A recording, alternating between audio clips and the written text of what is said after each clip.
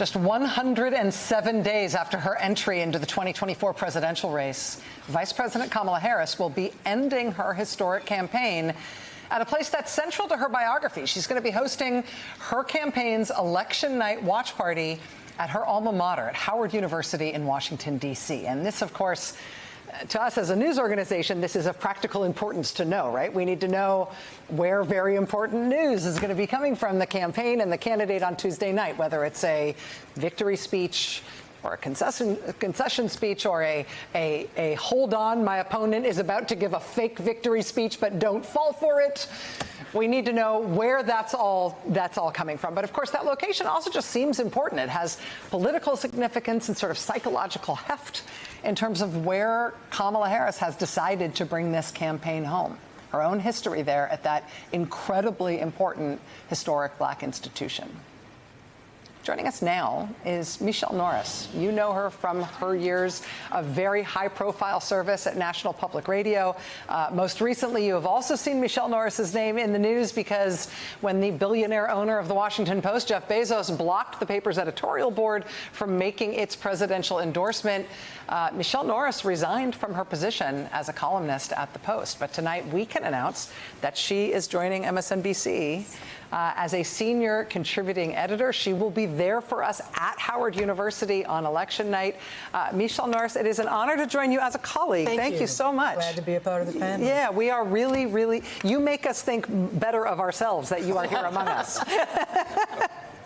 Let me just start by asking you about that decision, the Howard University decision. We know you're going to be there for us on Tuesday, and what you think that says about the Harris campaign and how they're choosing to land it. Well, it speaks to the potential historic significance of this campaign if she is victorious. But even running as a candidate, as the first woman who has a South Asian and Jamaican heritage, so it speaks to that.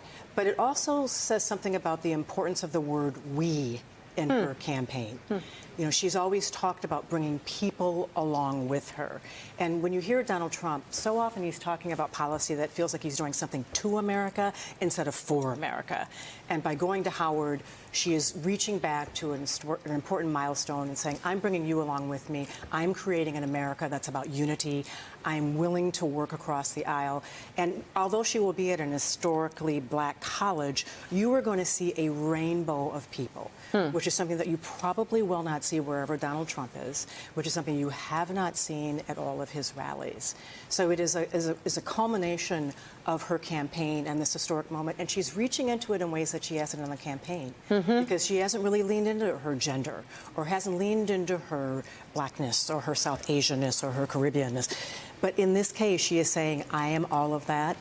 And she's leaning into it in a way that she hasn't. Do you feel like we're far, and actually I'll open this up to everybody here, do you feel like we are far enough into the campaign at this point that we know the consequences of that strategic decision by this candidate in this campaign? Because the stark difference between the way the Hillary Clinton campaign talked about gender and the historic nature of her candidacy versus the lack of any kind of that discussion from Kamala Harris, the fact, as you say, that she has not been leaning into the historic nature of her own racial background in terms of what that would mean for the presidency, it's been interesting to note. I think we've all seen it unfold live, but are we now far enough in and getting enough data in terms of how the polling looks and all those other things that we know what the consequences of those decisions are?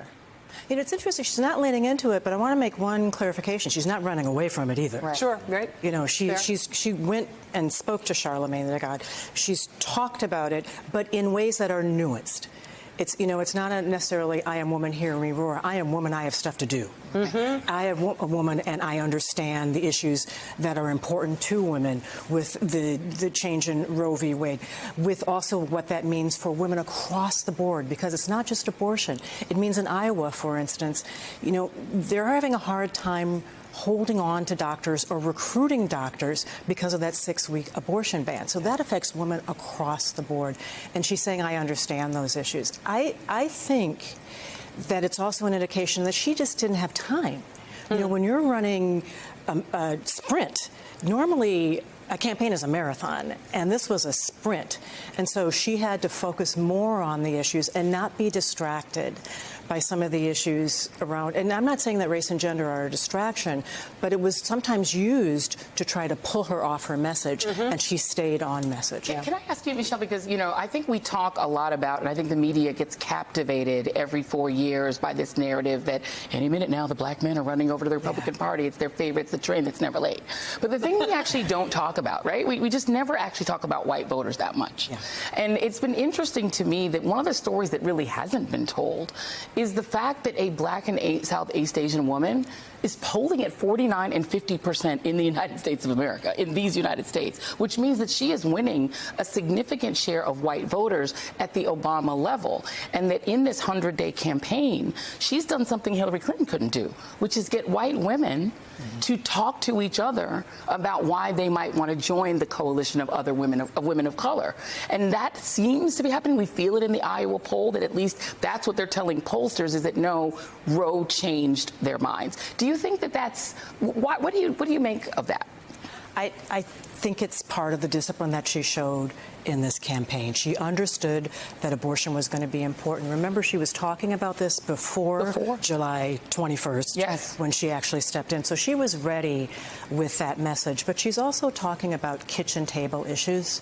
She's talking about, when she talked about that credit for people who are taking care of elderly, that's a universal issue.